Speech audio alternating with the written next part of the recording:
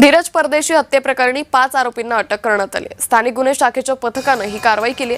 परदेशी कुटुंबियांसह हिंदुत्ववादी कार्यकर्त्यांची नाराजी आहे। 3 दिवसांपूर्वी धीरज परदेशींना मारहाण झाली होती।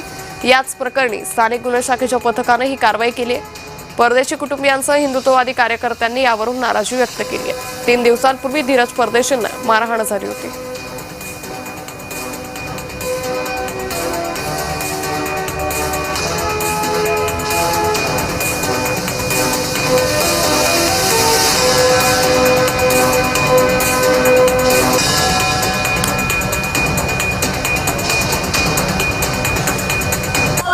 जीव गेलाय, जीव जाणं ही सोपी गोष्ट नाहीये। आज एका हिंदू व्यक्तीचा जीव जाणं म्हणजे एका बाहुलीचा जीव जाणं आहे का? त्यांच्यासाठी ते फक्त एका बाहुलीचा जीव जाणं, पण आमच्यासाठी तो माणूस होता, हाडामासाचा माणूस।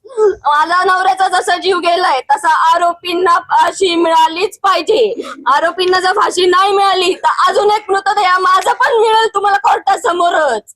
हीच माझी प्रशासनाला मागणी आहे, कोर्टाला सुद्धा।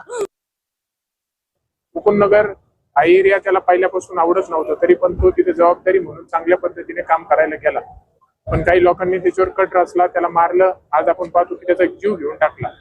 तर ह्या असल्या मुसलमान जे आधी लांडे यांना कुठंतरी या प्रकरणातून घेसून काढलं पाहिजे।